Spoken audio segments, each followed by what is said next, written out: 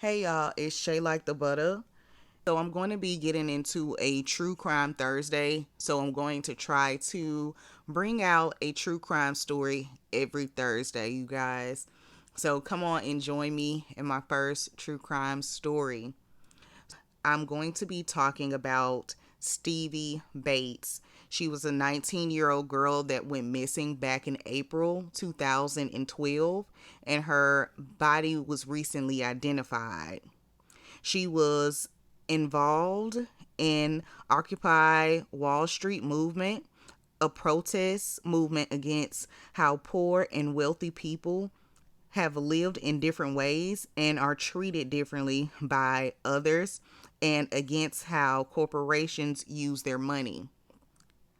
Stevie Danielle Bates was born on Tuesday, December 29th, 1992, to Daryl and Vivian Jones of New York. Daryl Jones was recently a basketball coach for a men's basketball team at Satellite Academy, a high school in Manhattan. She has a stepfather and one older sister, Sharina Bates. Vivian Jones described her daughter as a homebody, incredibly outgoing, and quick to make friends. She objected the idea that Stevie ran away, believing it was uncharacteristic for her to do. We were good friends, Vivian said. She would never do that. She was also considered a highly intelligent student as she graduated from the Bronx High School of Science, one of the best science centered high schools in the United States, where she was a National Achievement Scholar and a cheerleader. After graduating high school, it was reported that she was accepted to the University of Arizona with a full scholarship, but turned it down to attend Hunter College in Manhattan in 2011, according to her Facebook account, and was studying studio art. Her field of interest was architecture, one of the most challenging college majors. Circumstances of her disappearance are still unclear, but authorities suspected that around mid April 2012, she and three of her Occupy Wall Street friends planned a road trip to Northern California. During this time, Stevie's family had recently purchased a new home in Yonkers, up north of the Bronx in Westchester County on March the 1st. They were redoing the floors of the house by early April.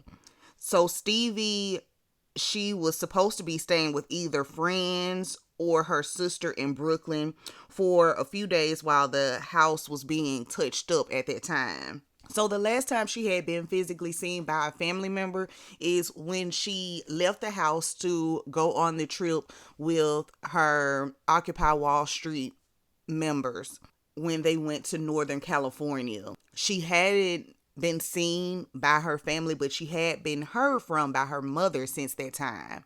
But that was the last time that they actually physically saw her, or someone from her family actually physically saw her. So this is where it gets kind of interesting, kind of crazy.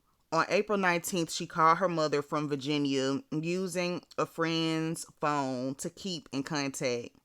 Stevie told her mother that she lost her cell phone between California and Virginia. Although whether the group of four actually made it to California has never been confirmed.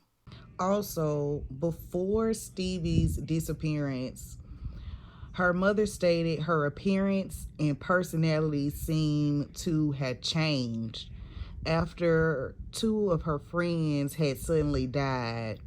And that went from bleaching and dreading her hair to neglecting her personal hygiene. And she also became distant from her family. Though she was to seem to be recuperating while attending Hunter College, she also suffered from depression, anxiety, and experienced bad seasonal allergies. So also during this time, Stevie had been dating a man that was 10 years her senior named Brandon Klosterman, an Ohio native who was a drug user. And Stevie had several friends who were drug users as well during that time that she had gotten to know during Occupy Wall Street. But it wasn't reported that Stevie had a drug problem herself. It was reported that Stevie and Brandon Klosterman had recently broken up around the time, possibly around late March. 4 days later, on April 23rd, Bates told her mother that the group's car broke down in North Carolina and they would be taking the bus to Arkansas. On April 26th, she boarded a Manhattan-bound Greyhound in Hot Springs, Arkansas.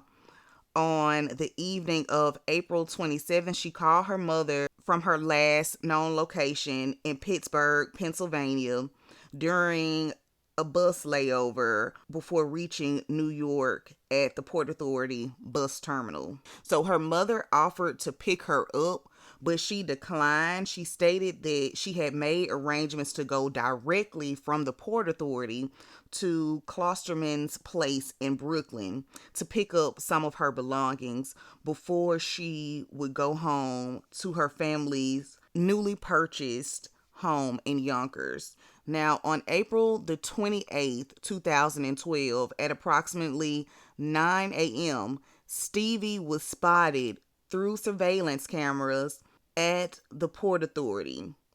So you'll be seeing her. She's going to be coming up the escalator. And she comes off the escalator. She makes like a left turn because it's going to be to her left. She goes to the left like she's going to go up the stairs. But once she like gets to the first step, she pretty much like suddenly turns around and goes the opposite direction. And so that's the last time that she is actually physically seen. Now, Stevie wasn't reported missing until May the 9th. So they had went about 10 days without speaking or seeing their daughter. Now, according to Stevie's mother, she did actually try to file a missing persons report, but she ended up getting the runaround from Arkansas, the New York Police Department, the Port Authority in New York, the Port Authority in Pennsylvania, and she just got bounced around. As you guys are going to see, I'm going to show you a little clip of that that's just describing like what she really went through during that time with trying to find out what happened to her daughter. So I'm gonna give y'all some time to like look over this and read it, because it was a lot that this woman went through, and it's a shame that the police dropped the ball like that. So let me go ahead and let you guys look over this.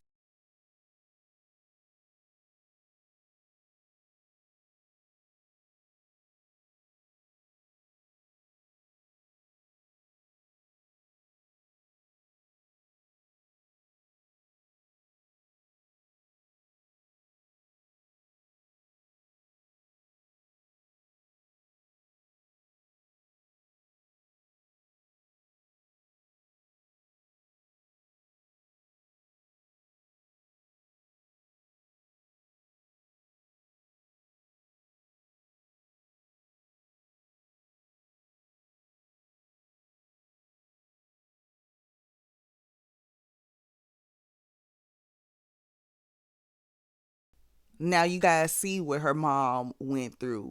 Officers, and that's, I feel like in Arkansas, Pennsylvania, and New York, these people dropped the ball on this girl.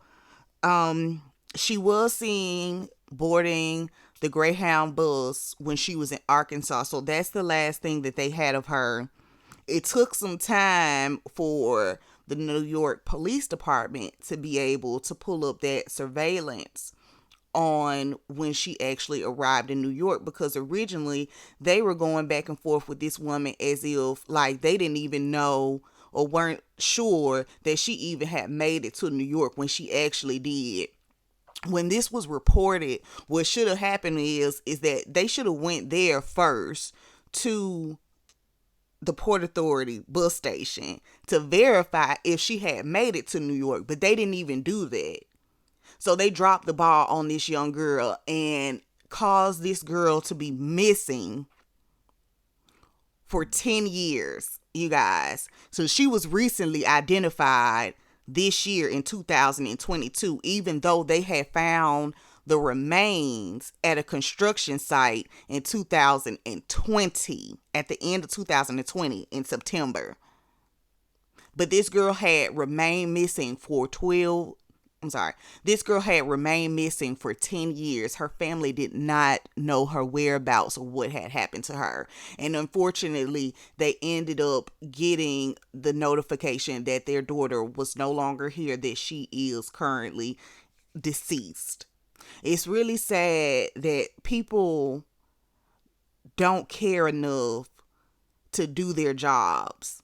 Because I wonder why the ball was dropped on this case. If it would have been any other person,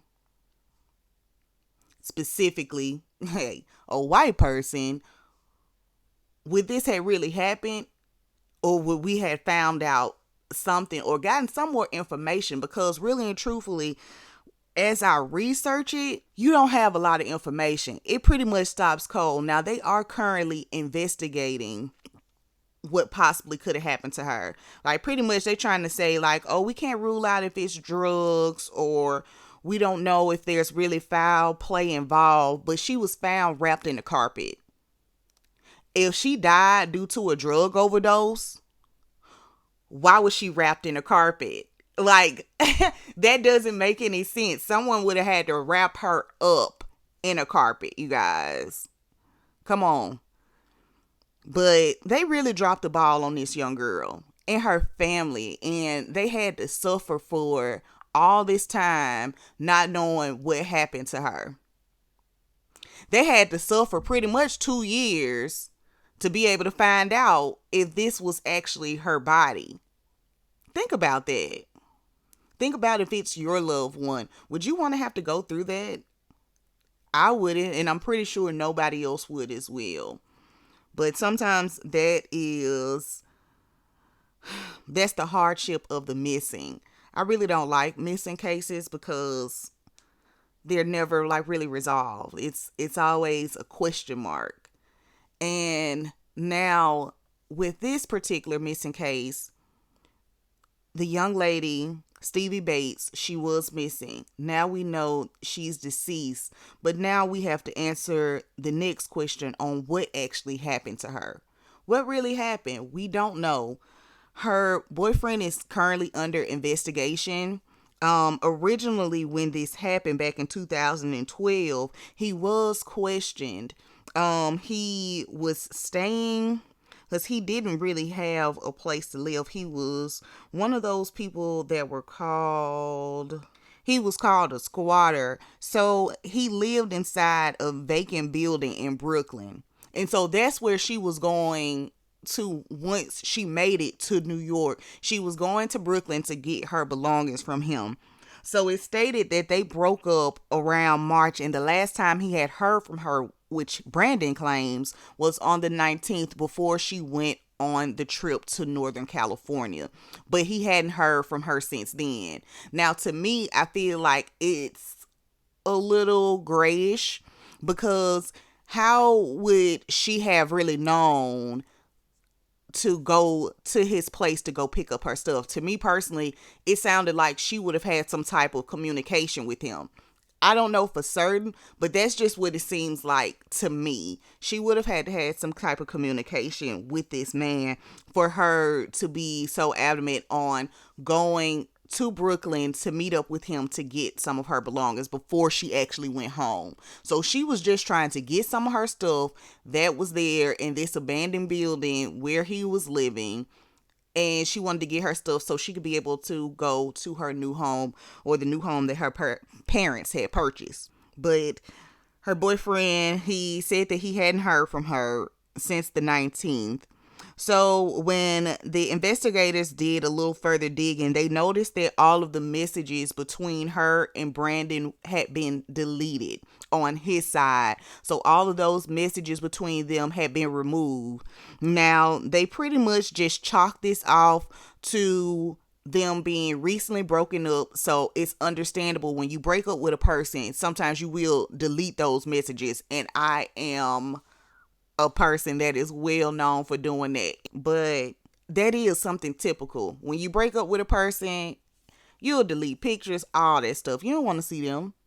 So I can understand that. But with this being a missing persons case and we don't know, or at the time they didn't know where Stevie was, and these messages of communication back and forth between them were gone, that should have been a red flag for investigators. Why they didn't pick up on that and just chalked it off to, oh, them being broken up, and so yeah, that's normal for a person to delete messages, I don't know. You would have to really ask them. But once again, that's another case in them dropping the ball on this case. It's almost as if they did not care. And now they're trying to like, oh, well, we don't know if she was on drugs. We don't know if this was a drug overdose, even though the girl is wrapped up in the carpet when she was found. Foul play was involved. For her to had died, and when she was actually found 10 years, or not 10 years, but she was found in 2020. So when she was found 8 years later, and this was over 8 years, because she wasn't found until towards the end of 2020, to the latter months. So this girl had been missing for 8 years. You found her wrapped in the carpet, but you think that it's possible that she died of a drug overdose. No. Even if she did, there was still, to me personally, it was foul play involved, because once she died or whatever happened to her, they decided to wrap her up in a carpet and leave her in an abandoned building to be found 8 years later. That's crazy. But I believe that there is foul play. We don't know what happened to Stevie. Prayers for her family. They did make an announcement back when she was originally found. I'm going to show that to you guys as well. Let you check that out and read that message.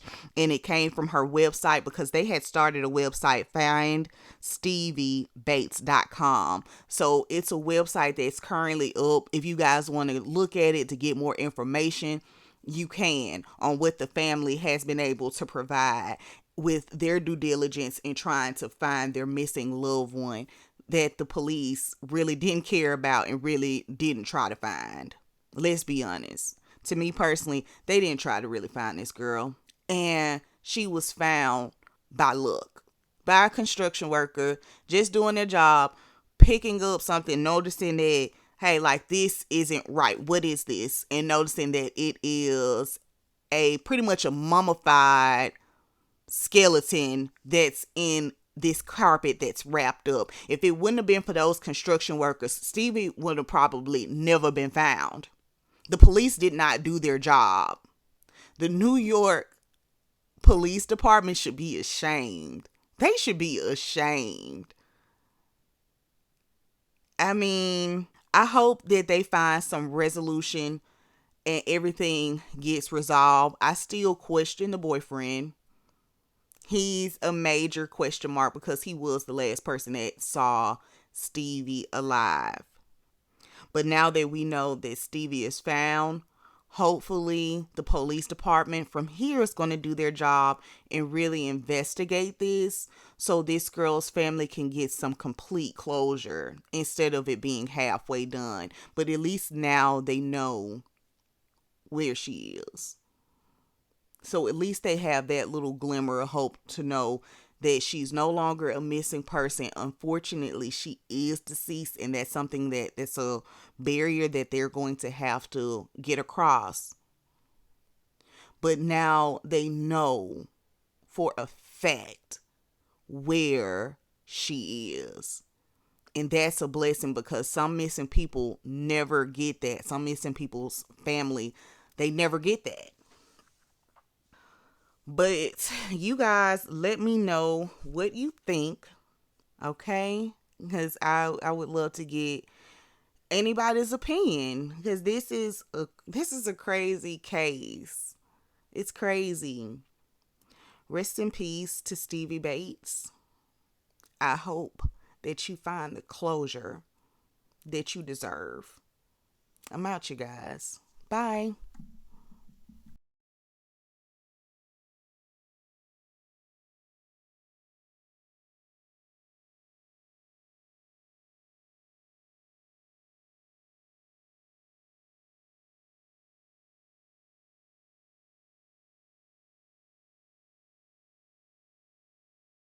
If you on YouTube, remember to subscribe to this channel, like, follow, and comment, because that's going to help me, you guys.